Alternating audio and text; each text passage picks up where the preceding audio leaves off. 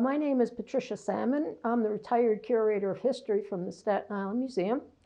I've written 5 books about Staten Island history, and I'm on the board of the Tottenville Historical Society, and I am the historian for the Friends of Olmsted Beale House. Well, the establishment of New Dorp is a very interesting story.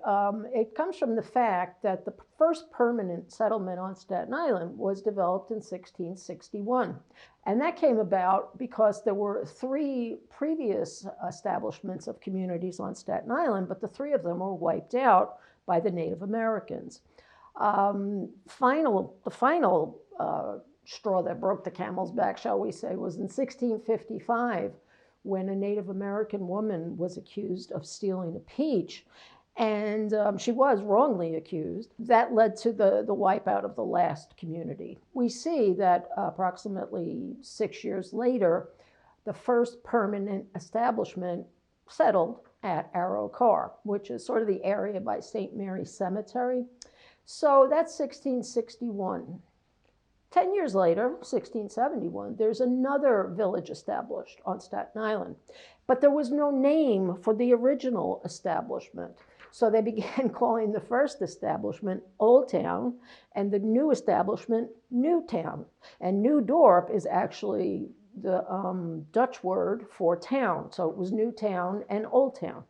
So that is how we have came to have New Dorp on Staten Island. And today it's now 350 years old, that community. So it's been around for quite some time. Going back to the time when New Dorp was settled, it went by a number of names afterwards. It was called Stony Brook and Dover and the Elm Tree Light. The Elm Tree Light is very interesting because the elm tree stood at the end of New Dorp Lane, same New Dorp Lane we know today, and ships coming in over the ocean were using it as a navigational aid. That's how big this tree was. And eventually, of course, it died back, but there was a real lighthouse put in where the elm tree once stood. We see 200 years later almost that the New Dorp Light itself is built in 1854, and that's built up on a hill, and then it was used as a navigational aid. There were a number of racetracks in the New Dorp community. In fact, the Vanderbilt family was involved with the racing in that locale. It seems that New Dorp Lane, because it was so straight and so flat, was maintained as a racetrack all the way from Amboy Road all the way down to the ocean. And Cornelius Vanderbilt and William Vanderbilt, you know, they were very involved with it, as I said. And they even encouraged the construction of the Patton House, which was built by Colonel John Patton in the 1830s or so. And it was a long-lived hotel that stood at the top of New Dorp Lane by Amboy Road. In fact, it was around during the Civil War, and many famous people stayed there. Santa Anna, General Winfield Scott, Jenny Lind, the list goes on and on. But back to the race courses. There was also another race course on the Vanderbilt property. The Vanderbilts owned dozens and dozens of acres along New Dorp Lane, down by the beach, on both sides of New Dorp Lane, as a matter of fact. So on William H. Vanderbilt's property, where Miller Field Park is today, there was another race course, and it was called the Clubhouse Grounds Trotting Course. Up New Dorp Lane, make a right on Amboy Road, and you find another race course. It was called the Seaview Park Association's race course. So as I said, it was a popular location for racing horses, and that's what wealthy people did in the 1800s. You know, and as we all know, the Vanderbilts absolutely loved their horses. The story of New Dorp is interwoven with the story of the Vanderbilt family, actually. The Vanderbilts came over from Holland, they settled in Long Island, and then they moved to the New Dorp section of Staten Island. They established a farm, and the man that we most know with the Vanderbilts is the Commodore Cornelius Vanderbilt. His father actually moved from New Dorp, went to Port Richmond, and that's where the Commodore was born. But the Commodore, when he had children, he thought that his son William H. was not a very bright person. So he sort of banished him to the family farm out in New Dorp because he didn't really want him working with Cornelius and his boats and later his railroad. So he sent him to the farm in New Dorp. And William H. actually made a huge success of the farm in New Dorp. He was making $12,000 a year in like the 1850s, around 1860. So he was very successful. And he also got involved with the railroad on Staten Island. So if it wasn't for William H. Vanderbilt, we might not have the line that we have today that runs out to Tottenville. If you look at the old maps, you can see that the Vanderbilts did own ample acreage in the town of New Dorp. And about 1882 or so, William H. decided that the family was so prominent on Staten Island and pretty much had their roots on Staten Island, he would like to establish a cemetery for the family. And there is obviously a cemetery known as the Vanderbilt Cemetery. It's on the western side of Moravian Cemetery. And he, brought in the best people of the day, Richard Morris Hunt, the most well-known architect of the time, to design the Vanderbilt Mausoleum, which today is the greatest tomb to the dead in the United States. It's a neo-Romanesque structure, and it has room for 72 people. You can only be buried there if you're a direct male descendant of the Commodore. He also brought in Frederick Law Olmsted, who was the greatest landscape architect of that time. And Frederick Law Olmsted was brought in to lay out the grounds of the Vanderbilt Cemetery. Of course, right next to it is Moravian Cemetery, which we're somewhat beyond knowing the exact time people began being buried there. But we do know that the first church was built in 1763. That same church is still used today, but as a cemetery office for the Moravian Cemetery. We do know the cemetery was incorporated in 1842, and we do know that the church that exists today was built in 1837. It's probably the most popular cemetery on Staten Island. It's well kept, well manicured. It even has its own historian, Richard Simpson. Another prominent location at New Dorp was the Seaside Nursery. They opened this nursery on the shoreline at New Dorp Beach in 1881. And the hospital actually, they cared for children, no matter what the race, the nationality, it didn't matter to them. All sickly children could be brought to the hospital. And they also allowed the parents, if the parents were able, to stay at the hospital in order to help care for the children. So officially it became a hospital in 1887.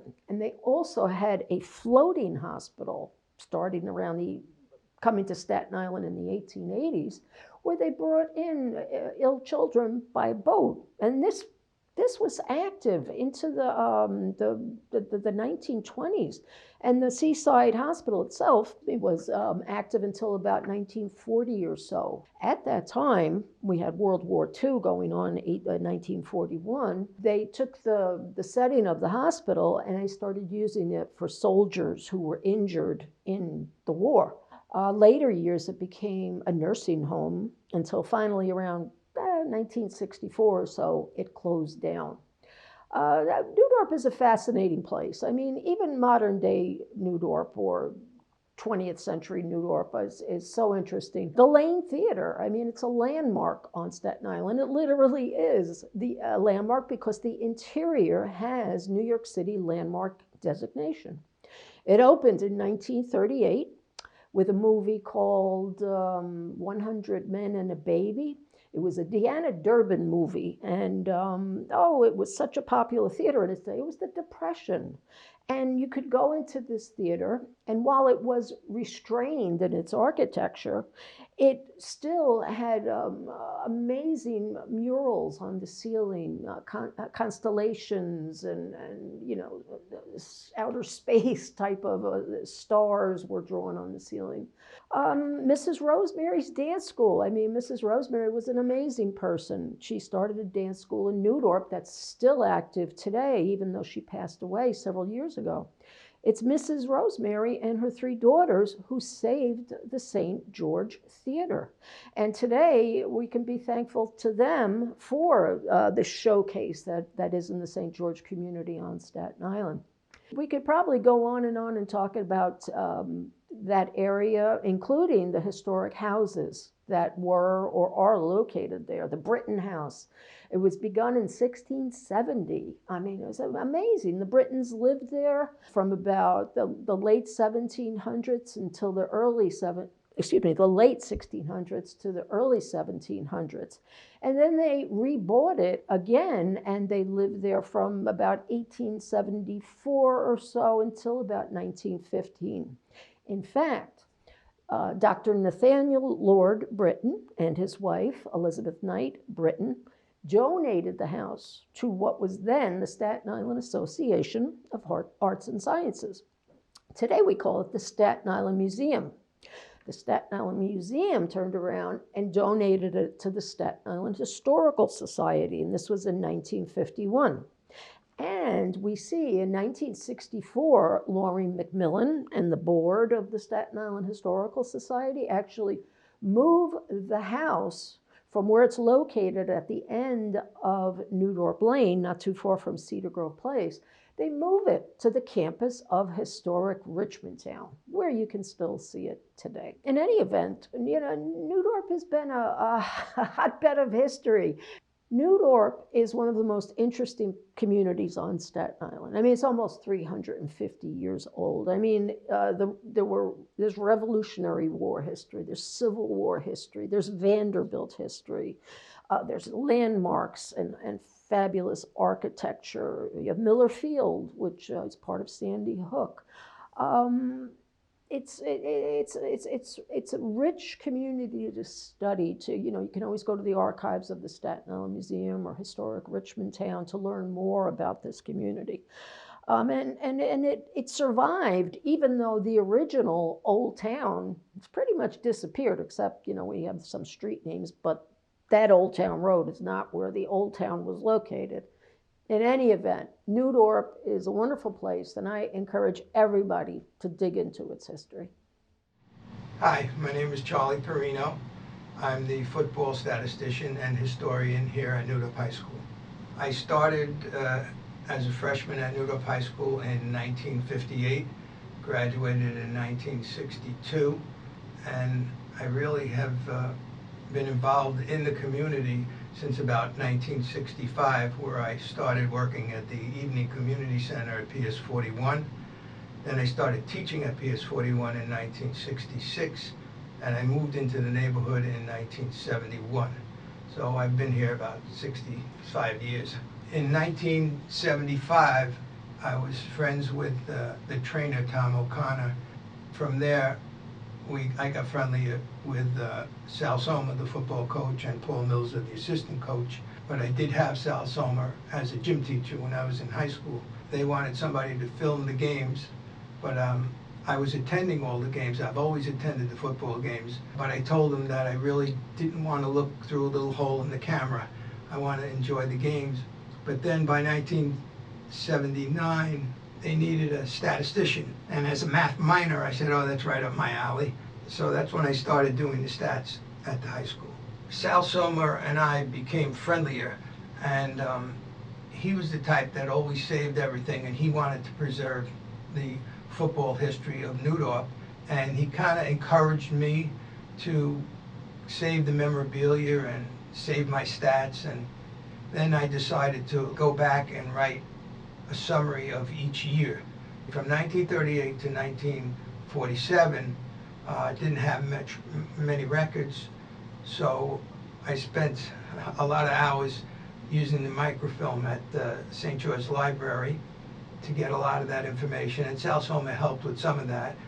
And then in 1948, when he started coaching at New Dorp, that really changed things for me because he kept scrapbooks from 1948 to 1976. So a lot of the history that I was beginning to accumulate, it was a little easier because I used his scrapbooks. So there was a little gap between 76 and 79. So I did some research, talked to Coach Paul Mills, who coached at that time, got that information. And then from 79 up until 2013, when I completed the book, I had all my own stats and all my own history. So I put all that together and I decided to write the book. But I was missing a couple of pieces. We were able to get the scores of every single game that New Dorp played and every point that was scored except one. And that was an extra point in the mid-40s. So I decided to call up another one of my high school gym teachers who was in a retirement home at the time, and I said, do you know who kicked the extra point in this particular game? And before I finished my sentence, he said, I did. And I said, bingo. Now the book is complete. We have every point ever scored and the score of every game. Yeah, I want to mention the Curtis-New Dorp rivalry.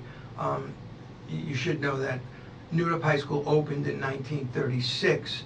They had 30 teachers and I think 850 students. By 1938, the physical education teacher, Frank Cassidy, decided that he wanted to form a football team to challenge the powerful Curtis teams. By November, they had a team, but they were only able to play one game. And that game was played on Thanksgiving in 1938 against Mount Loretto. And New Dorp won that game 18-0. Then in 1939, New Dorp had a full squad and they were ready to play a full season. And they scheduled Curtis for Thanksgiving Day. And the Advance really played that up, and they built the game up as Thanksgiving approached. They even printed betting odds in the paper. Curtis was an 8-5 favorite. Curtis wound up winning that game, but that was the start of the New Dorp-Curtis rivalry. And they played that first game at Thompson Stadium in Stapleton before more than 8,000 people. And then in 1948, that was Sal Soma's first year, he wanted to play that game at Thompson Stadium, but on Thanksgiving Day. So New Dorp and Curtis played every game thereafter, from starting with 1949 on Thanksgiving Day. But in 1949, they couldn't play at Thompson Stadium because the stands were deemed unsafe. So they shifted the game to Gabe Stadium in Port Richmond. And then they didn't play for two years. In 52, they started up again, and they played every Thanksgiving till 1978. The total number of games they played up until today is New Dorp has won 41 and Curtis 39. Some other important dates, I guess, in the history of the program were in 1963, they built a new wing onto the school, and they had plans to, they had enough room to build a football field, but they never got around to it until 1969. But that was a key date because in 1969, they opened up the new field against John Adams High School, and for the first time, New Dorp had its own home field. That game was packed, even though it was only one Staten Island team playing. So that was really a key date.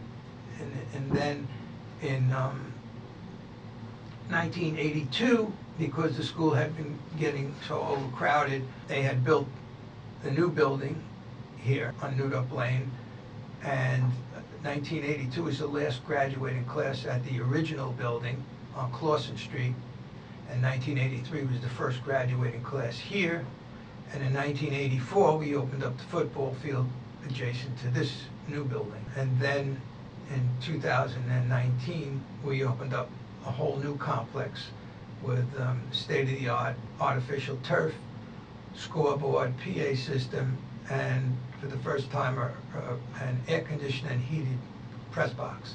I've completed 43 years as the statistician and historian.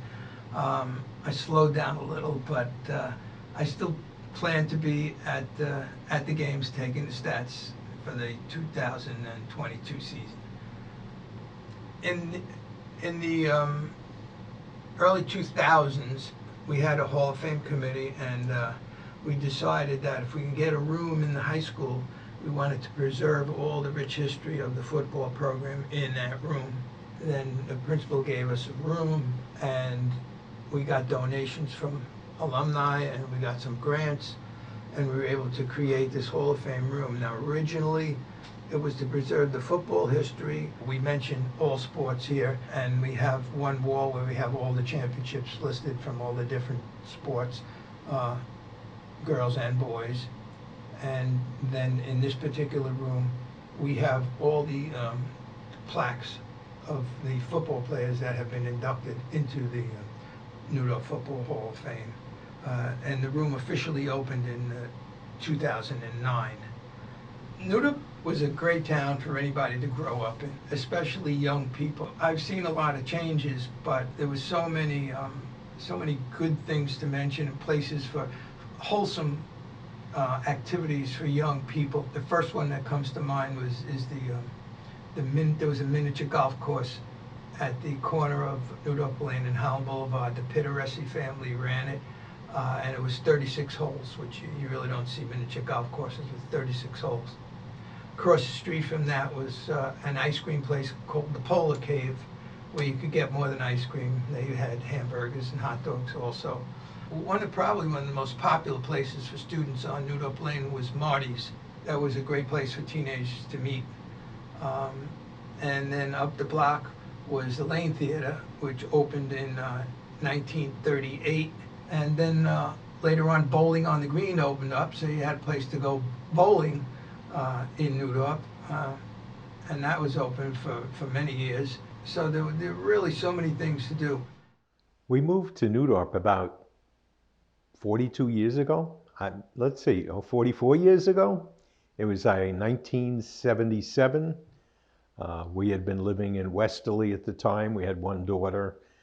My wife was expecting our second, so we were looking for a place that had a little bit more space for us, plus was convenient, and had stores within reach, because we had one car and I had to take that to work. So I needed to make sure that my wife could get out with any needs that she might have for the kids, as well as we wanted a pleasant place to live. And New Dorp fit the bill perfectly. It has many transportation options. It's a walkable neighborhood. There were all kinds of stores for food. As we got older, there were a lot of terrific restaurants there. Not that we were able to go to those when we had the little kids. There wasn't enough money to do that kind of stuff.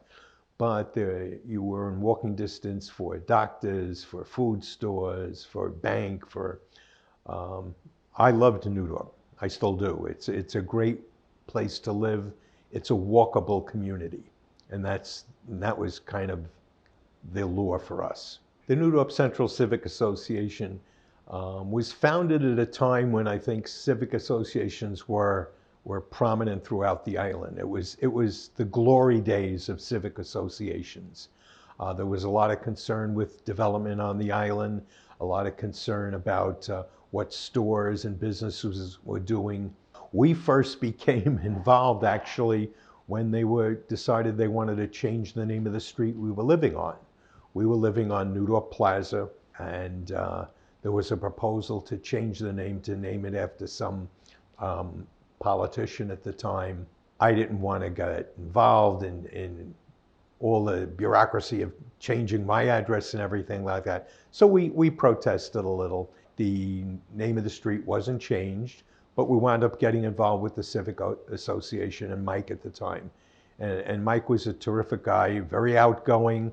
After Mike, the next major president was Ann Finity, and I served as her vice president at the time, and I was a treasurer of the organization for a while. And then I finally became president of the New Dorp Central Civic Association in mid-1990s. We ran a dining program where one night a month we would go and We'd have a group of people from the Civic Association, and they were allowed to invite their friends, and we would dine at a neighborhood restaurant to kind of give them a little business on an off night for them. We would talk to them ahead of time, work out the menu, but we thought it was important that we bring business to the community. We painted over graffiti in the neighborhoods for a while. We had a graffiti painting program.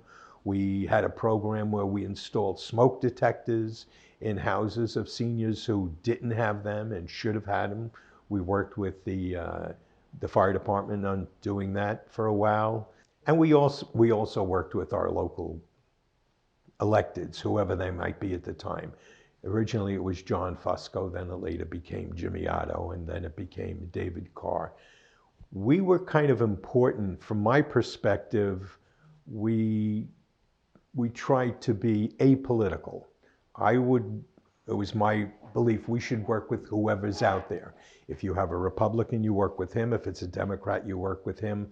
We never chose sides in an election because, again, we were never sure of the outcome, and we wanted to make sure that we could work and reach out with whoever was in office at the time.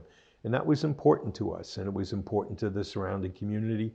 We were able then to invite them into the meetings. They would come to our meetings and answer questions that any of the residents might have.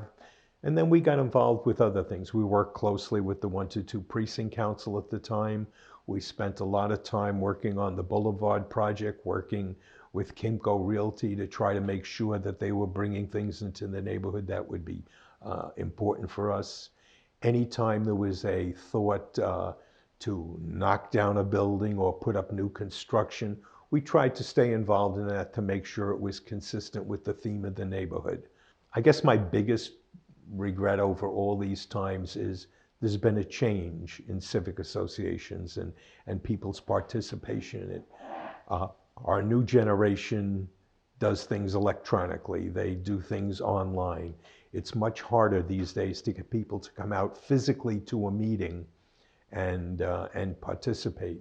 We were fortunate the last few years being able to work with the public library and hold our meetings in their community room, and that seemed to work really good for us because it was a more central location. When the library was getting renovated and all the books were moved across, our association worked with the library to help stack the shelves and everything like that. So we tried to be a good member of the community, but we also tried not to be anti-business. Frequently there was a tension between residents and businesses, and I just didn't think that was a healthy thing to do. So I tried to make sure that we would work with them. If they were doing something crazy, we would point it out and mention it, but we weren't anti-business, and we've tried to keep that up until now.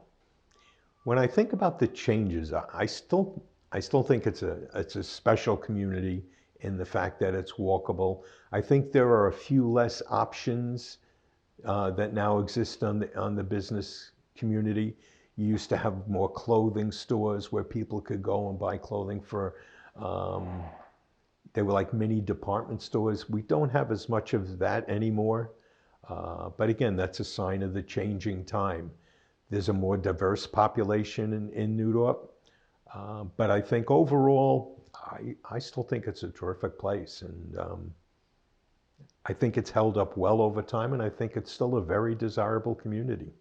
We tried to work closely with the schools. We had a member of our executive board would always interface with the local schools to try to see what we could do.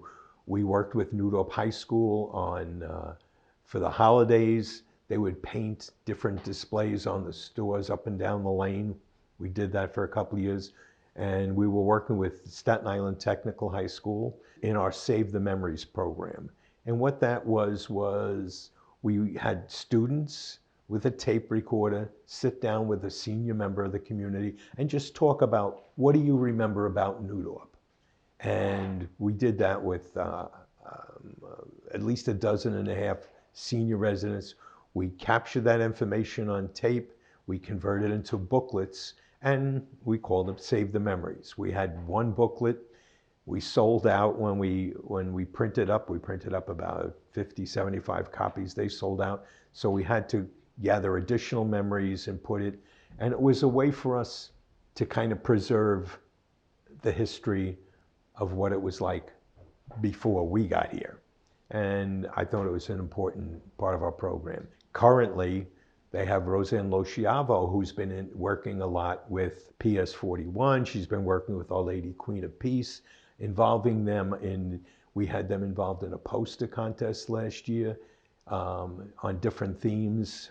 And we've worked actually with Mike McMahon's office on a poster contest involving pets. So we're trying to, again, create this relationship with the schools on an ongoing basis. We've worked with the Merchants Association to make sure they have the holiday lighting throughout the neighborhood.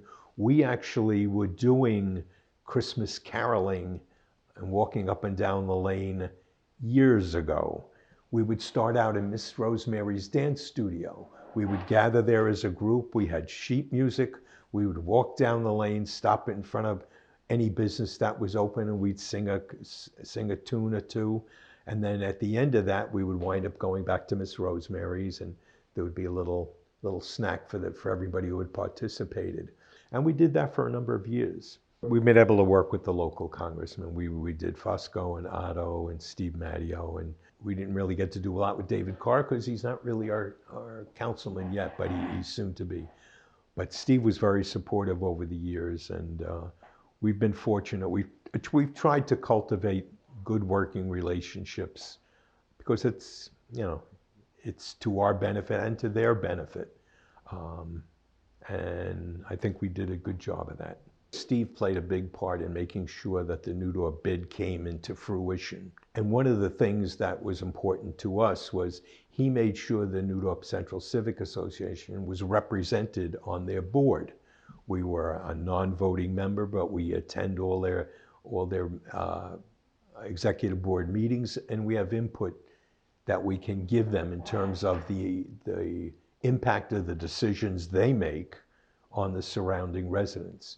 And we're also able to bring any resident issues up to the bid as well. The bid's been good for the lane. There was a merchants group years ago, but we didn't really see much happen with that. This is the first time I think we see a real strong focus on making sure the businesses get the support they need. It's been great for New Dorp. My big hope is that, as a society, as we start getting through this post-COVID thing, that we're able to start opening up to having live in-person meetings again. I think the meetings we had in the library were really helpful. We were able to get people to come in. We had Pat Salmon down to talk about history. We had people come.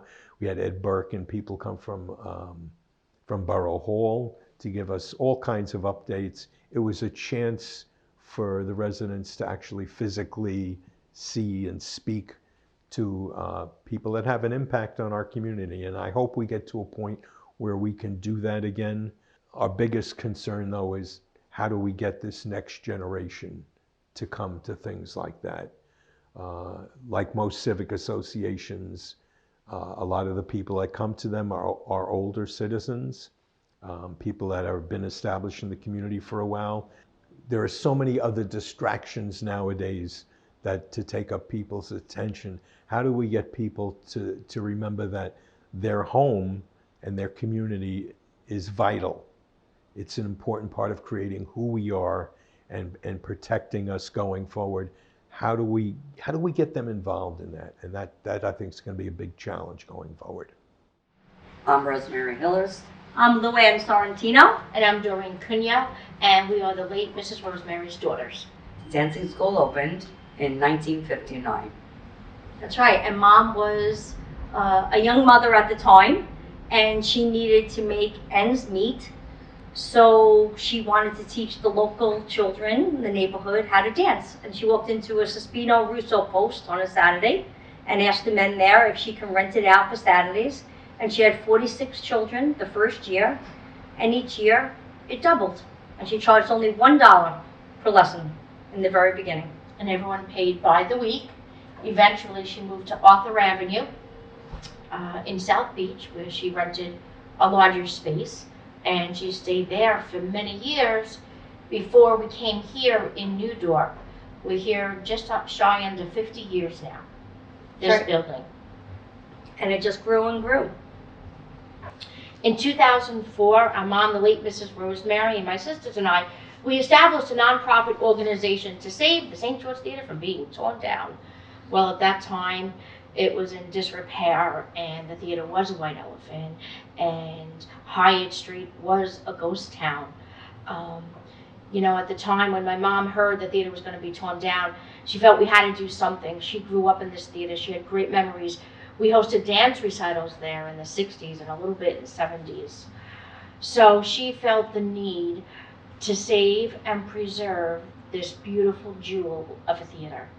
So here we are today in 2022, and the St. George Theater is a vibrant performing arts center for Staten Island. We have 1,900 seats, and we host a myriad of activities, from educational programs, outreach programs, to really cool concerts.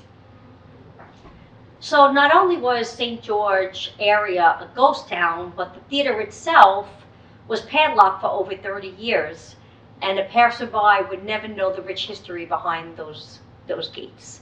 And the theater itself was just a shell of a theater. There was no seats, no stage, no lights, no running water, no restrooms. It was a wreck. My mom used to say the only ones finding comfort in the theater were the raccoons and the birds, and that's the truth. And now the theater is thriving, and it's beautiful. What most folks don't realize is, we host, the most exciting and fabulous shows. But with these shows, the income pays for the shows in itself. It doesn't pay for these multi-million-dollar restoration projects. I mean, we're truly grateful to all the elected officials on Staten Island, because without their support and without Chuck Schumer's support, we wouldn't be where we are today with the restoration. Dancing school has been involved in the New York community for about close to 50 years now, and we've certainly seen the lane change and grow with new businesses come and go. And it's always been a close-knit feel.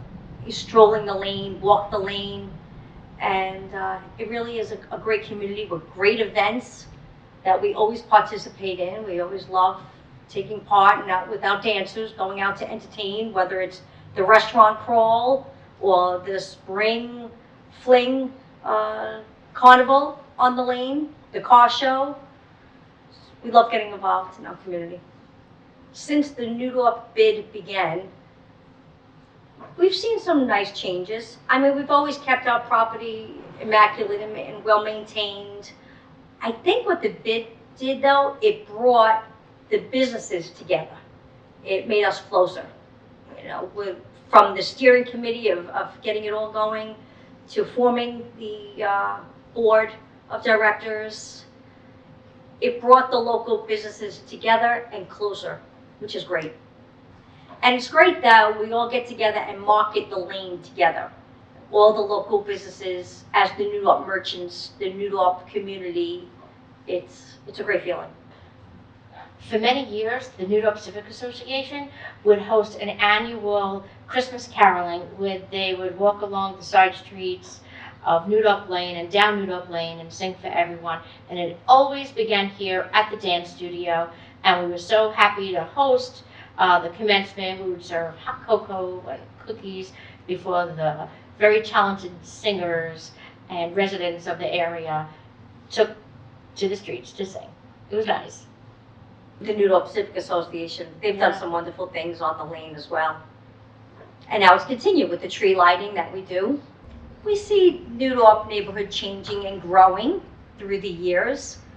We see just as many families and new families moving into the area, and they are just as engaged as they always were. We see just as many families and new families moving into the area, and they are just as engaged as they always were. Walking the lane, enjoying from Millerfield all the way up to dancing school here to the railroad.